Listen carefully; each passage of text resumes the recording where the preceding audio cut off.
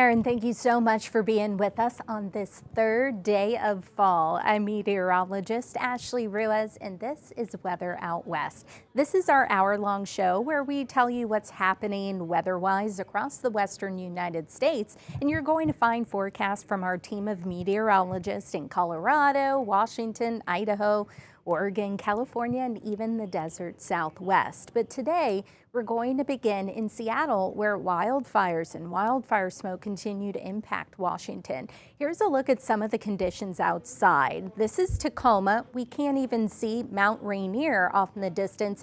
You see that smoke haze, but at least we're seeing some improvements. And then here's a look from, this is Seattle, looking toward Lake Washington, looking toward Bellevue, if you are familiar, and looking toward the Cascade Mountains. And you can't see the Cascades because of how thick the wildfire smoke. Now, this is Port Angeles, but that's a mix of maybe a little bit of smoke haze, but the marine fog as well, which is expected to burn off and lift away and making way for a beautiful day. Air quality is expected to improve today, thankfully. Here's Rich Marriott and when we can expect the smoke to clear and when rain returns to western Washington.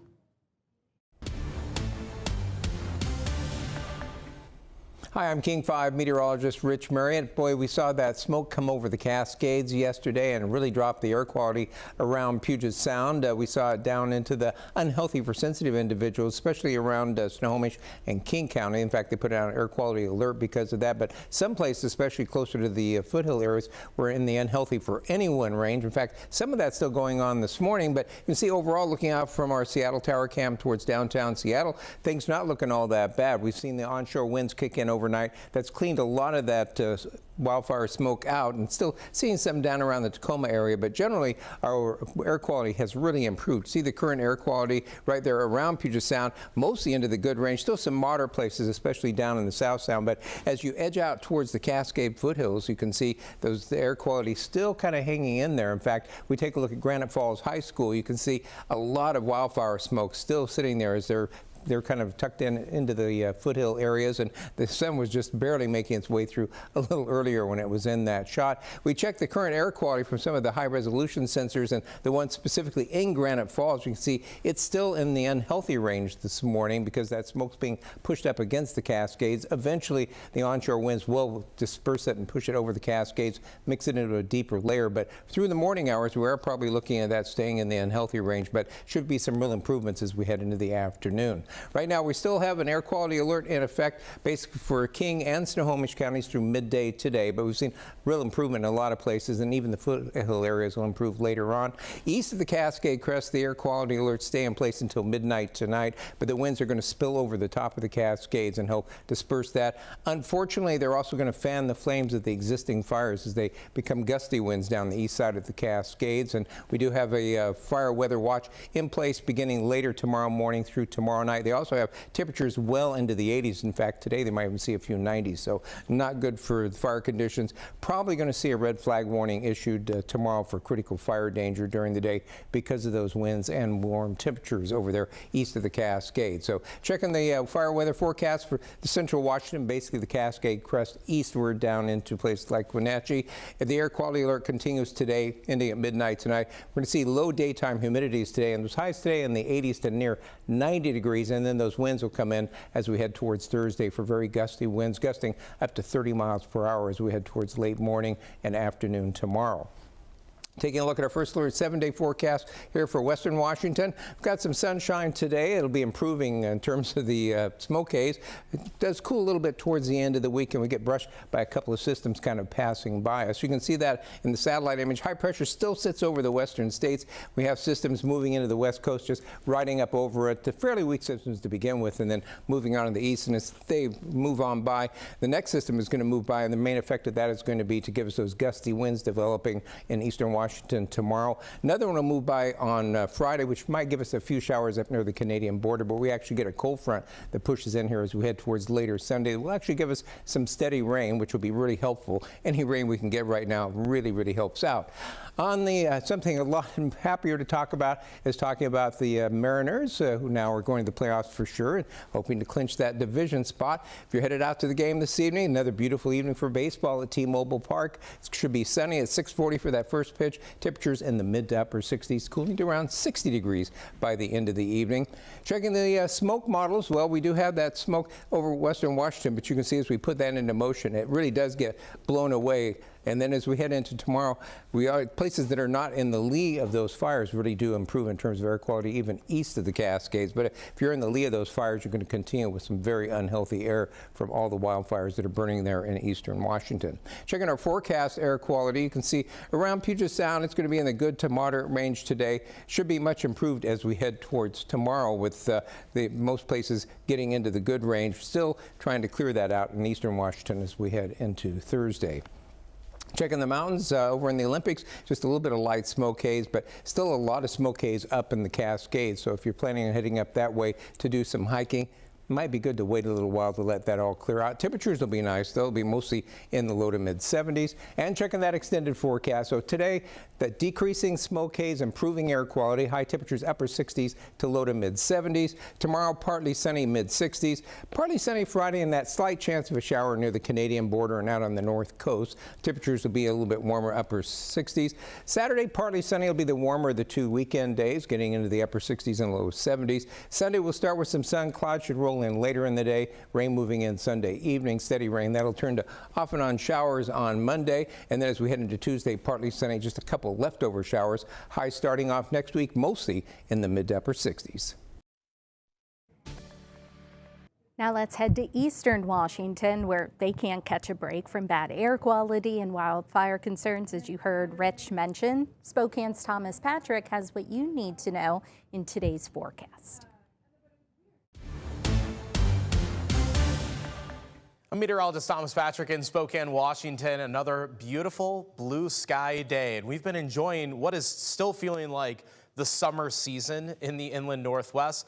And today and tomorrow will be our warmest, almost hottest days among this week and this last week of September. I say hot and sunny. Usually when I say it's hot, it's got to be 90 degrees, but there are locations that will be at or close to 90 degrees today.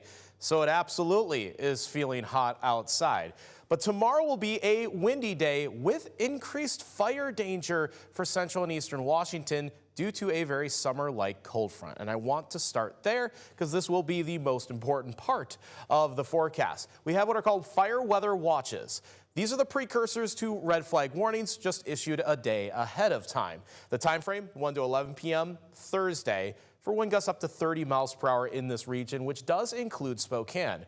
But I will say that central Washington is more likely to get these stronger winds, especially in a more meaningful part of the day when it's a bit hotter outside. So first of all, wind speed forecast for central Washington from areas from Ellensburg to Wenatchee, Chelan, and Omak, likely going to be around 30 miles per hour for maximum wind speeds. But Spokane and eastern Washington, while the colors are not quite as red, that would represent wind speeds a little lower in that 20 mile per hour range. That might make the difference between considering it a high fire danger day and a critical fire danger day. And that is the difference between issuing red flag warnings and not. So it is something that I'm monitoring closely and trying to put as much minuscule detail into, because the storm system itself looks very powerful in the North Pacific, and that is the cold front that will pass through our region, but with a summer-like influence, a dry cold front passage, and one that only offers wind and not really any rainfall for the region. In the meantime, when I say it still feels summer-like, it's still well above average. Mid-80s today in Spokane. The average high is 70 degrees. Keep that in mind when you see the 7-day forecast. And I got 85 in Coeur d'Alene and Pullman as well. So that's 15 degrees above average today, and it is going to be that way tomorrow. But when the cold front passes late in the day Thursday, almost close to midnight, I don't think temperatures will be all that warm at that point. And I think that could be a limiting factor of considering this the highest and most critical of fire danger days. So for central Washington, cold front passes at around 5 p.m. Heat of the day near 90 degrees. That will definitely warrant red flag warnings. But that cold front doesn't clip through Spokane until almost midnight. By that point, the temperatures should be close to 60 degrees.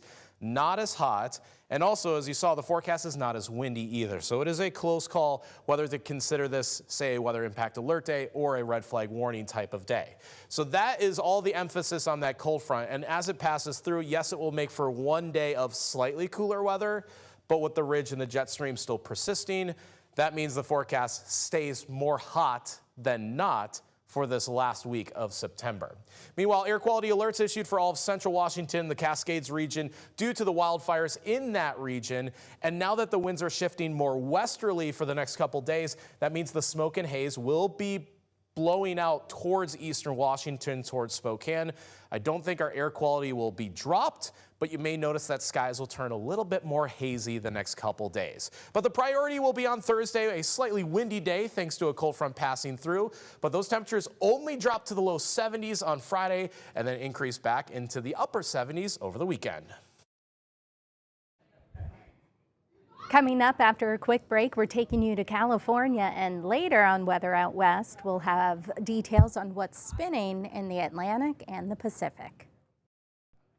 Welcome back to Weather Out West. First up on our California tour, we're headed to northern and central California, Sacramento. That's where Monica Woods is tracking the potential for a few thunderstorms tonight and early Thursday, and more autumn showers next week. I'm meteorologist Monica Woods, and for our regional headlines in northern and central California, we've got showers and thunderstorms, not only in the short term, but in the longer term forecast as well. Into our Wednesday, we're going to expand the outlook for that risk of thunderstorms all the way into parts of northern California. Right about on that I-80 line is where we're going to see our best opportunity. And then that shifts ever so slightly off to the east as we head into our Thursday. It's all around a low pressure system that's heading our way, bringing us a potential for rain.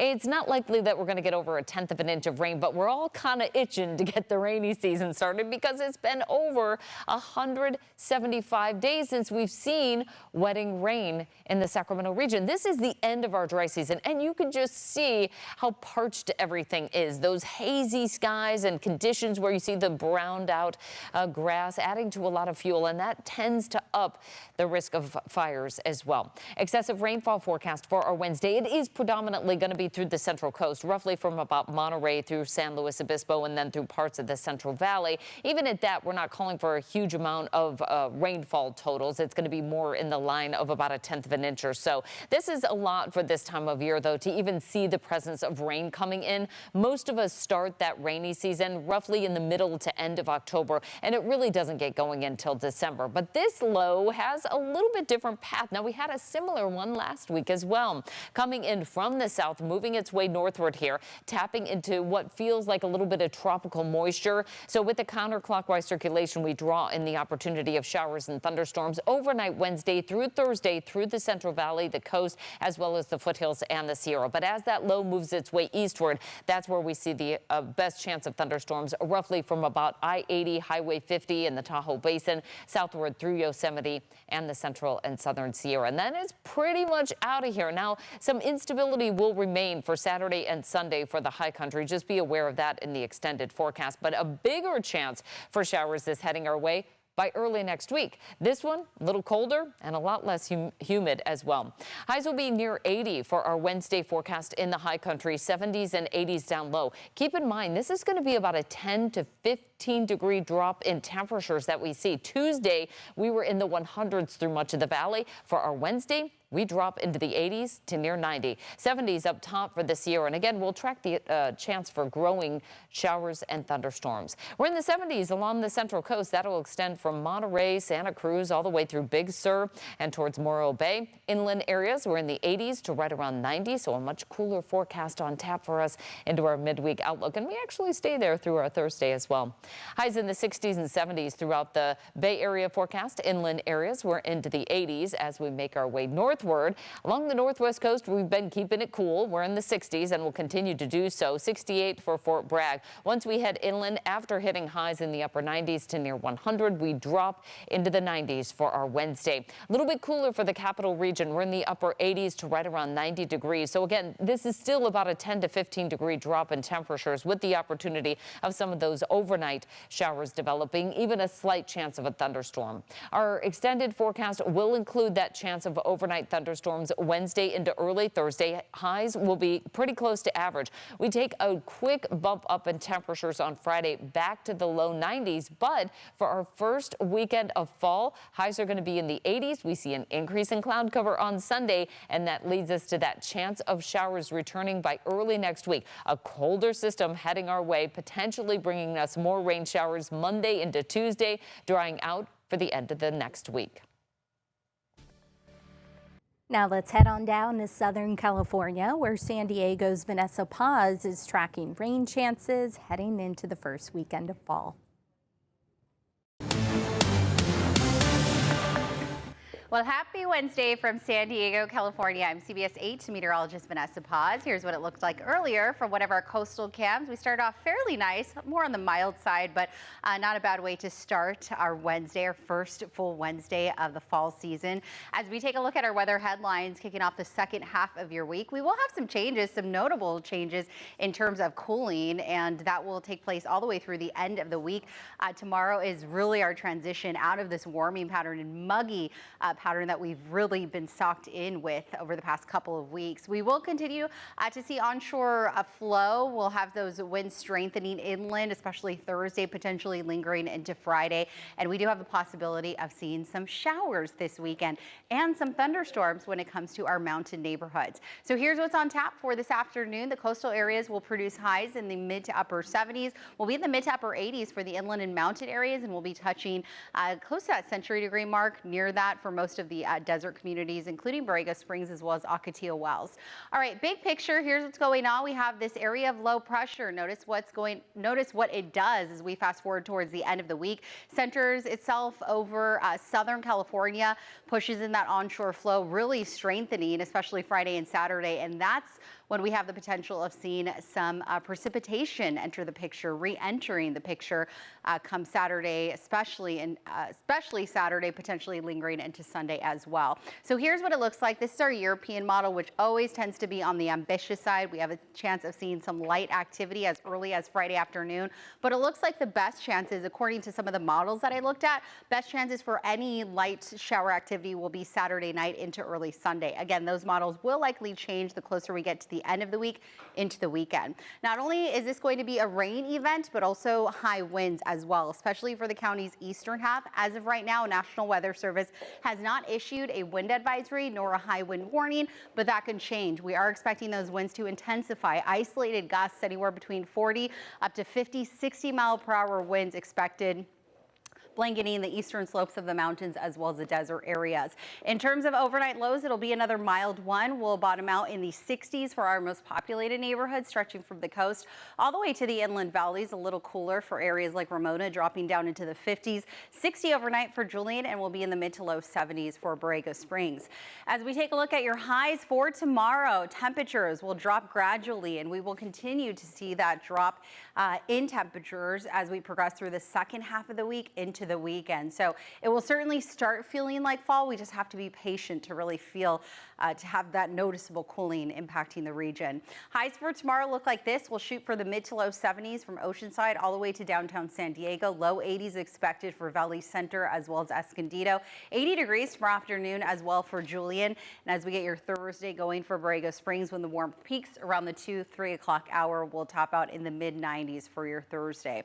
As we roll out your coastal and inland 7-day forecast, subtle daily changes. So again, today will be the warmest day of the next 7, and then temperatures will gradually start to drop. We're talking mid to low 70s by the time we get to Thursday, and we'll continue to see those temperatures cooling down Friday all the way into the weekend as onshore flow strengthens.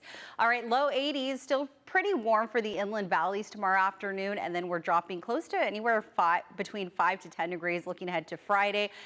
Warming up a little bit this weekend, and then we're back into the low 80s by the time we get to next next Monday, Tuesday, and Wednesday. For the mountains and desert areas, here's what it looks like over the next 7 days. Today will be warm, or tomorrow rather, will be warm in the low 80s, cooling down to the mid 70s on Friday. And then notice what happens this weekend. We have that push of moisture bringing the chance for thunderstorm activity, but we're looking at a cool down. We go from the low 80s tomorrow afternoon to the high 60s by the time we get to the weekend for our mountain areas. Deserts hitting highs in the mid 90s, and we'll stay in that range all the way through Friday, 80s by the time we get to Saturday. Record high temperatures in Phoenix and cooler temperatures in Denver. Our team of meteorologists will bring you the latest forecast after the break. We are now 3 days into fall, but Mother Nature hasn't received that memo just yet. Phoenix's Ginger Jeffries is tracking record high temperatures today, but heavy rain will threaten much of Arizona late this week and weekend.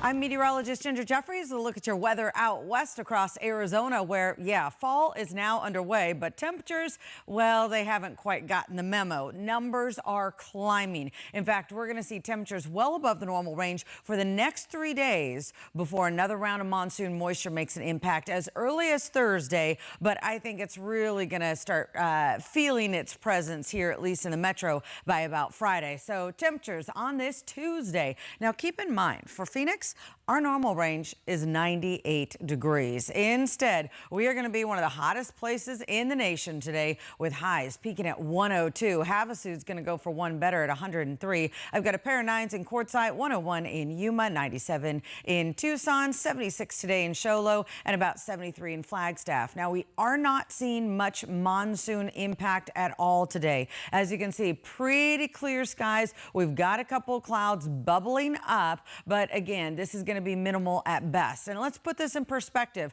102 today, 92 was our high from yesterday. So a 10-degree jump from yesterday to today. And look, at normal for us this time of the year is under 100 degrees. So certainly we're elevated above that. But thankfully, even though we are going to be warming up, we should not be breaking any records because our records are sitting closer to 110 degrees. So monsoon headlines for today. We've got some 1s and 2s, still seeing a little bit of impact for the southeast quarter of the state. Otherwise, we've got 1s in higher elevation simply because we've got some very tiny isolated pocketed showers. But for the valley into western Arizona, just doesn't look like much moisture is on the horizon. So your weather story right here. Above normal heat, high temperatures, 102 degrees. So the way we manage that is to plan the day accordingly. And the good news is, unlike in July, when we hit 100 degrees by 9, 10 o'clock in the morning, we are holding off on those triple digits until about 2 o'clock. But still, it is much warmer than what we would like to see, especially as we have, you know, all the Christmas and Halloween decorations in Costco.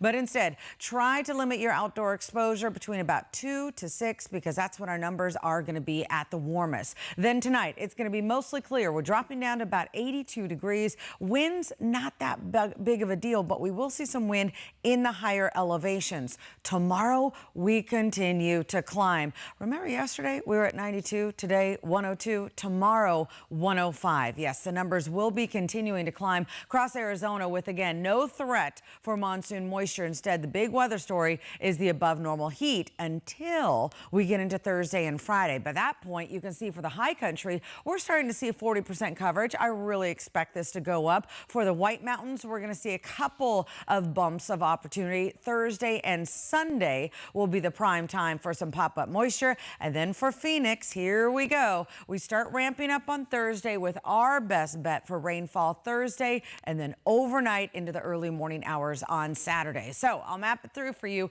And notice this starts on Thursday. So we're looking ahead, but we start to see some of these pop-up showers. And again, not all this is rainfall. The lighter green just kind of shows the opportunity. It's that darker green that we're really watching for the measurable rainfall. And certainly that guy right there. In the morning on Friday by about 9 o'clock, we should be seeing some strong storms primarily to the south of us, but it's going to continue to move around, especially in the higher elevations into Friday afternoon and Saturday. So temperature wise, yeah, it's going to start coming down. Hey, look at this. Flagstaff, we've got 70s through about Thursday, and then strong monsoon storms going to start developing by Friday. For the numbers, the peak of the warm up is on Thursday. Numbers will be coming back down, double digits settling in on Friday. Denver saw its rainiest day in a little over 2 years on Tuesday. Katie LaSalle will tell us how this precipitation could help with drought conditions. And will more rain move into Colorado before the month is up? Since we only have a couple of days to go, Chris Bianchi has the answer in today's forecast. Well, boy, was it a wet day for us across the Denver area back on Tuesday. If you're watching us from a different part of the country and you're saying, well, what's the big deal about an inch or so of rain?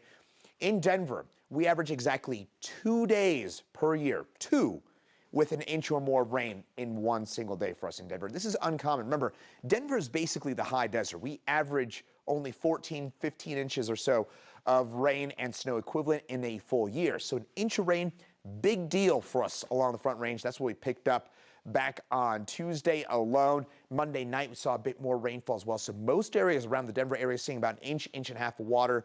That is liquid gold for a part of the country that just doesn't get that much rain. In fact, in Fort Collins, inch and a third, wettest day since February the 3rd of 2024. And that mostly fell in the form of snow for our friends in Fort Collins back on February the 3rd of 2024. So very wet day for the Denver area. And then also across the Denver area was cool. High of just 53 back on Tuesday, marking the Mile High City's coolest day since May the 6th, 140 days ago.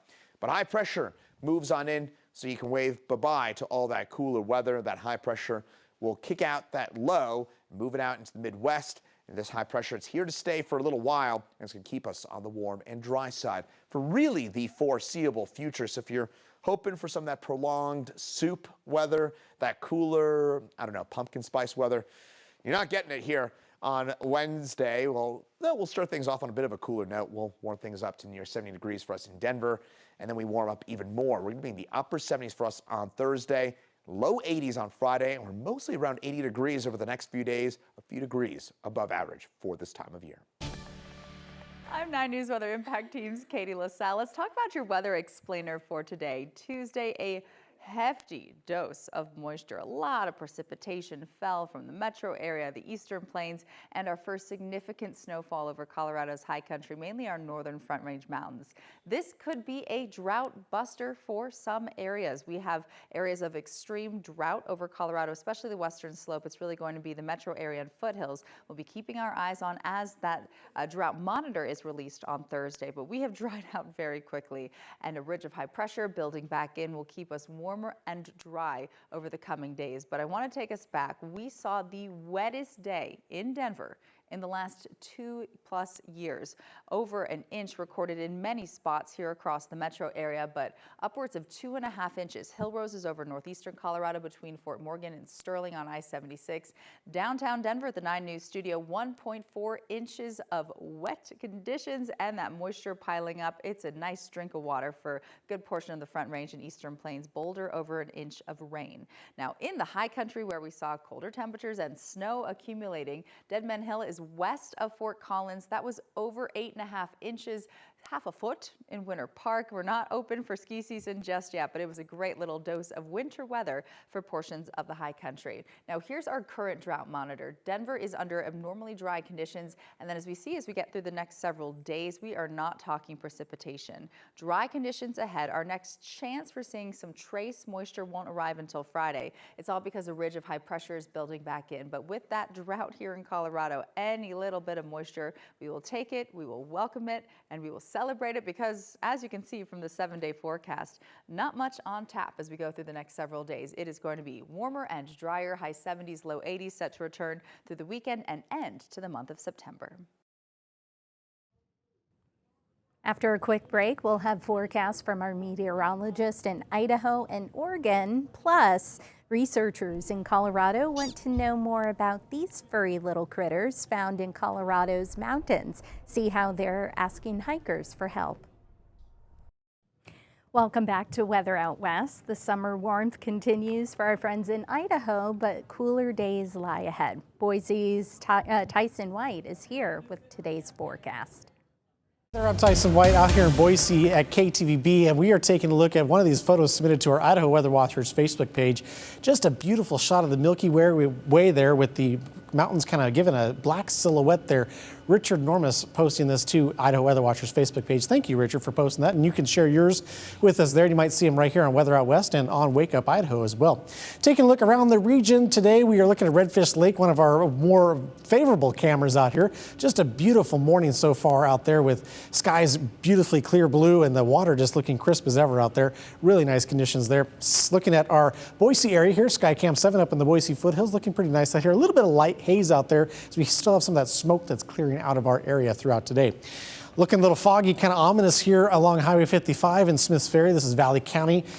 Cougar Mountain Lodge is kind of there in the background. As you can see it with a little bit of fog there, but it's looking really nice here too. That'll burn off here shortly. And then May Marina here in McCall, always looking nice. Some low clouds hanging over the lake there, and then the sunrise over the boats and the docks there.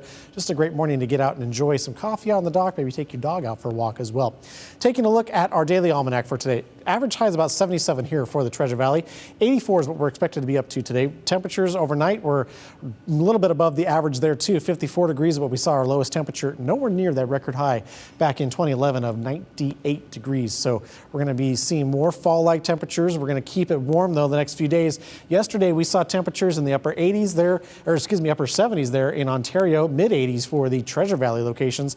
Mountains were sitting quite comfortably in the 70s there. Same thing for the Magic Valley out there. We'll be a bit warmer than that today, and that's thanks in part to this high pressure that's parked over our region, and it's bringing in some of that southerly flow, bringing up some of those winds as well. That's going to bring in some of the warmer temperatures the next couple of days. There's a system to the south off the coast of California there. That's going to skirt to the south and southeast, not really affecting us here in the northwest, but there is a system here in the Gulf of Alaska that will start to slip down Friday, bringing in some cooler temperatures. Futurecast is going to help paint that picture as we put things into motion here. This is going to start shifting eastward, bringing in that cooler temperatures Friday morning with that cool front. It's a weak system. We're not expecting any precipitation out of it. Saturday we warm back up again, and then Sunday we start to see those warm temperatures creep in again.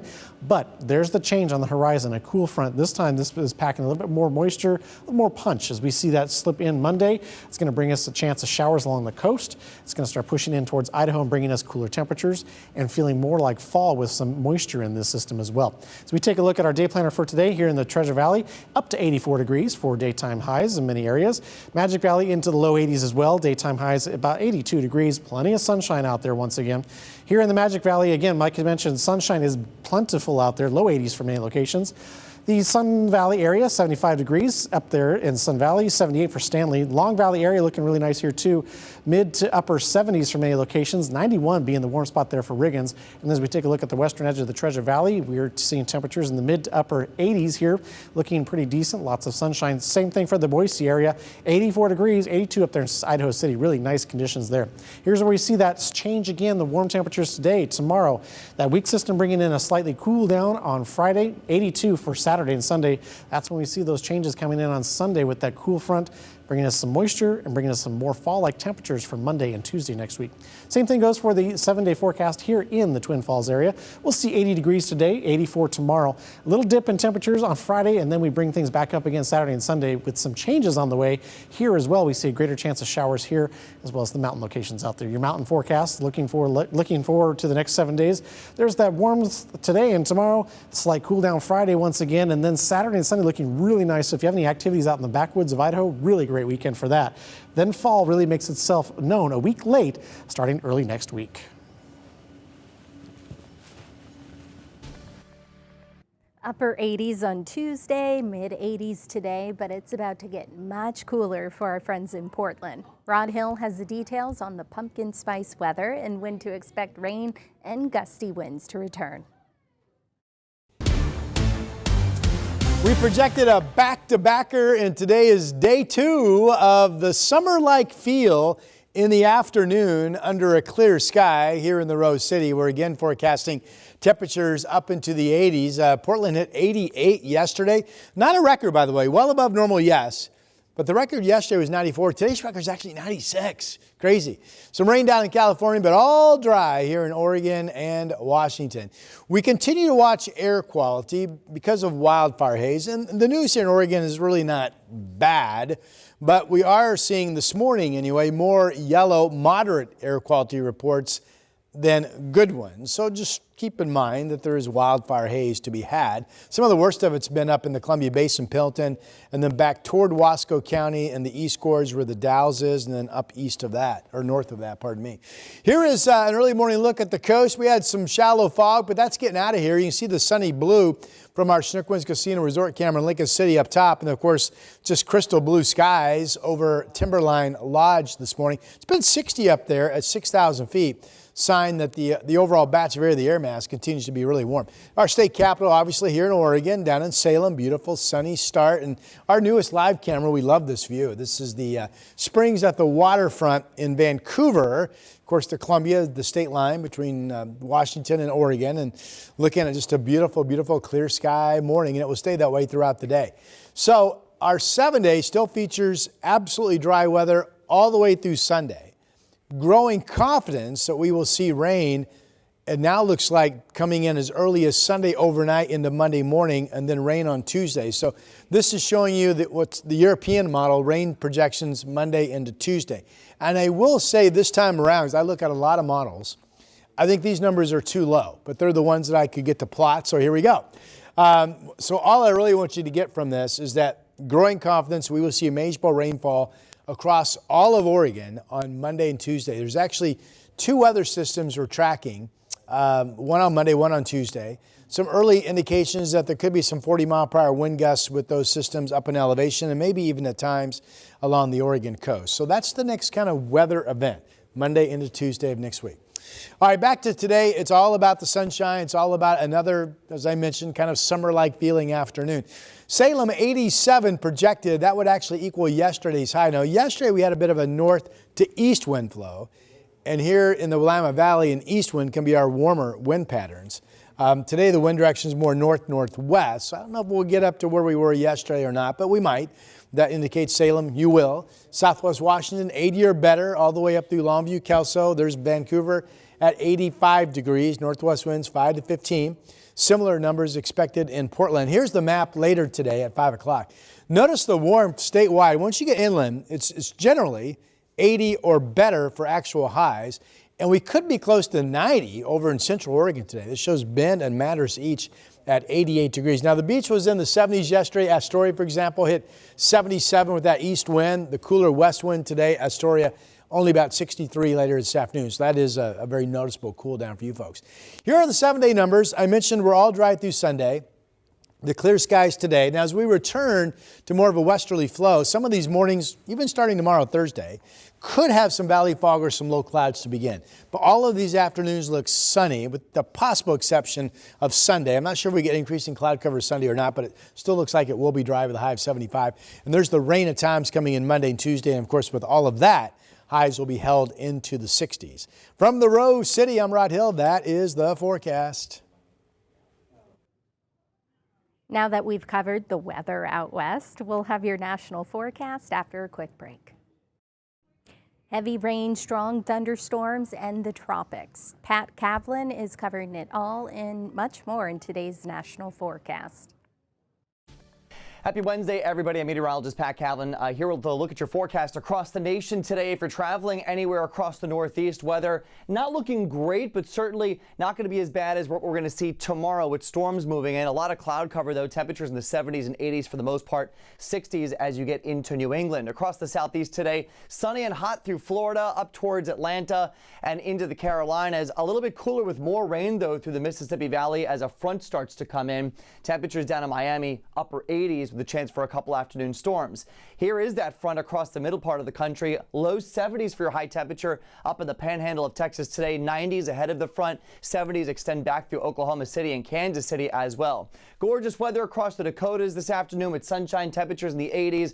A little bit cooler with cloud cover and a couple showers from Chicago down through Springfield. And then back across the West Coast, couple showers across the California coastline with temperatures in the 70s. More sunshine and heat building across the Intermountain West down to the southwest. 106 for your high temperature in Phoenix this afternoon, and that beautiful weather continues into the Pacific Northwest with high temperatures in the 70s and the 80s with sunshine. The one exception, Medford, Oregon, which could get close to 100 degrees later today.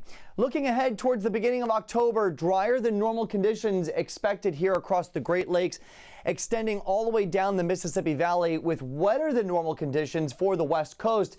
Temperature-wise, though, everybody looks to stay warm into the beginning of October with no real signs of fall weather ahead over the next week or two.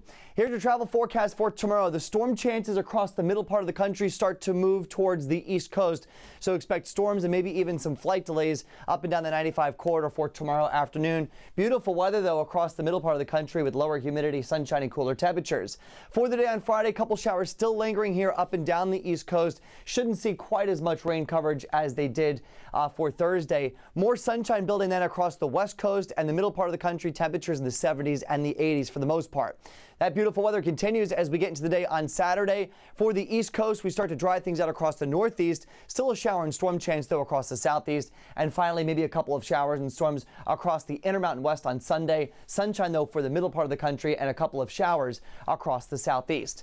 In the tropics, we've got 3 areas that we're watching, 2 with high odds for development, one here in the Caribbean, the other a little farther to the east in the Atlantic as Gabrielle moves away from land. Here are the 2 spots that we'll be watching as we get into the weekend. Something very unique may happen. We could have twin storms developing. The one farther to the west could threaten the southeast coast of the United States, while the one to the east stays out to sea, potentially following the same track that Gabrielle did. Either way, these will be storms to watch as we get into the weekend and the start of next week. That's a look at your forecast around the nation. Have a great afternoon. After the break, we'll introduce you to the pika and how researchers are trying to track these cute little guys. If you've explored above 12,000 feet in Colorado, you may have seen a pika. But for years, little info has existed on where the little animals live or how they're even doing. Denver's Evan Krugel and photojournalist Brian Wendland found how they're turning to hikers for help.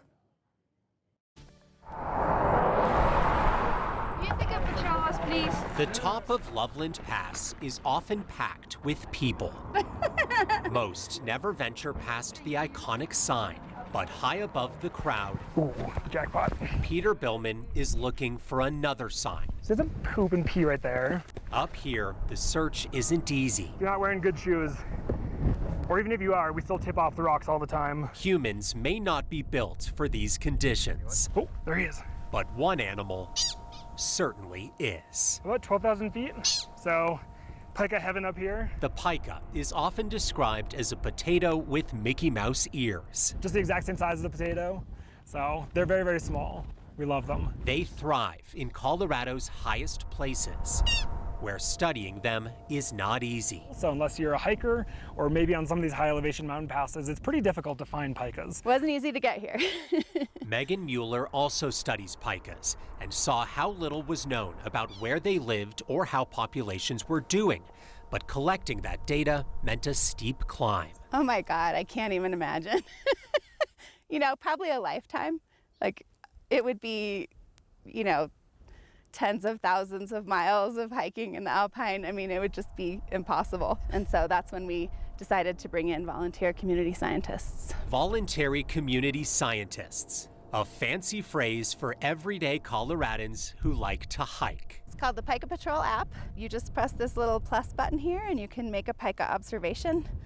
It will record your location. The app has now received more than 1,000 reports, from the Front Range to remote peaks in the San Juans. We've gotten a lot of observations from mountain ranges where we didn't have any data at all, so now we know that pikas are in those mountain ranges. That's a big deal. When we know where they are now, we can start to answer all kinds of questions. So we can figure out, are they declining? Are they disappearing from places where they were historically? Okay, so that's an old hay pile right there. Peter's research shows that could be happening as he uncovers lower elevation sites where hay piles and droppings are all that remain. And so as temperatures get warmer down lower, they're kind of pushed higher and higher and higher. And so when it comes to climate change, their only option is to go up.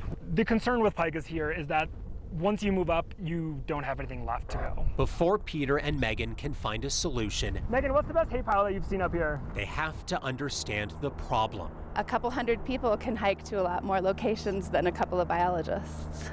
And we've got a pika right there. And so it's great to have more people working kind of in this area. Both hope strong populations like this One right behind me somewhere there. can continue to thrive. There are so many pikas here. I've never seen this many in like one tiny little spot. Keeping it that way will require a lot of work for these biologists who love to explore. They are indeed abundant up here. We love to see it.